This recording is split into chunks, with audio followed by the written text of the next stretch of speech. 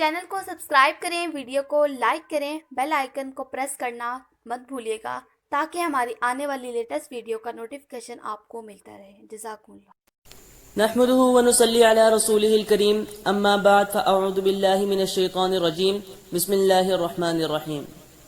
ناظرین اکرام، کیسے ہیں آپ؟ امید کرتا ہوں اللہ پاک کے فضل و کرم سے آپ سب خیریت سے ہوں گے۔ ناظرین، آج میں آپ کو جمعے کے دن کی مقبول گھڑیوں کے بارے میں بتاؤں گا۔ آپ نے ان قبولیت کی گھڑیوں کو تلاش کرنا ہے اور اپنے ہر مقصد کے لیے دعا کرنی ہے، انشاءاللہ اللہ پاک قبول فرمائیں گے۔ رسول اللہ صلی اللہ علیہ وسلم نے فرمایا، جمعے کا دن اتنا مبارک دن ہوتا ہے، اس دن ایک ایسی گھڑی آتی ہے جو بھی مسلمان جس بھی چیز کی دعا کرے گا، جو بھی اس کا مقصد ہو، جو بھی اللہ سے مانگے، جو بھی طلب کرے گا، اللہ تعالیٰ انشاءاللہ اسے عطا کر دیں گے۔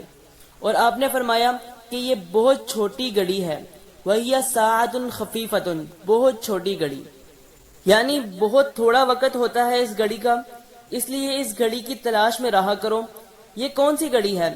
علماء نے مختلف اقوال پیش کیے ہیں، دو روایتیں ہمیں اس کی وضاحت کرتی ہیں۔ ایک روایت بتاتی ہے اس گھڑی کا وقت جب خطیب خطبہ دینے کے لیے ممبر پر آتا ہے، اس وقت سے لے کر جب تک نماز ختم نہیں ہو جاتی، اس کے درمیان جتنا وقت گزرتا ہے، یہ وقت اتنا مبارک ہوتا ہے، جو بھی مانگو اللہ اسے قبول فرماتا ہے۔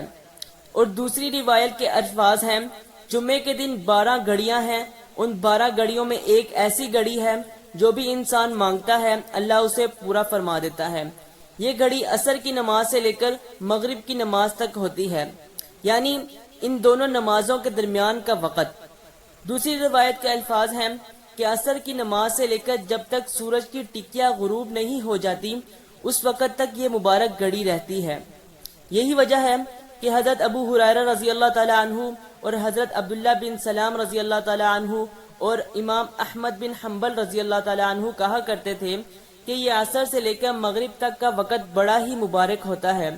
یہی وجہ ہے سعید بن جبیر رحمۃ اللہ تعالی علیہ عصر کی نماز پڑھتے اور اللہ کے سامنے بیٹھ جاتے، ذکر کرتے، قرآن پاک پڑھتے، درود پڑھتے، مغرب کی نماز تک کسی سے کلام کرنا پسند نہ کرتے۔ اور سلف صالحین کا یہ رویہ رہا ہے، جمعے کا دن ہوتا اور عصر کی نماز پڑھنے کے بعد اپنے گھر بھی جاتے اور دروازہ بند کر لیتے اور کسی کو مغرب تک آنے کی اجازت نہ دیتے۔ سبب کیا ہے؟ اس دن درود پڑھا جائے، اس دن سب سے زیادہ ذکر کیا جائے، کثرت سے دعا کی جائے، جس کو اللہ نے عید الفطر، عید الاضحیٰ اور تمام دنوں کا سردار کہا ہے۔ اس دن کا اہتمام کرنے والا بھی اللہ کے ہاں اتنا ہی عزت والا ہوگا۔ اللہ تعالیٰ اس دن کی عزت اور عظمت کو سمجھنے کی توفیق عطا فرمائے، آمین۔ وما علینا الا البلاغ المبین۔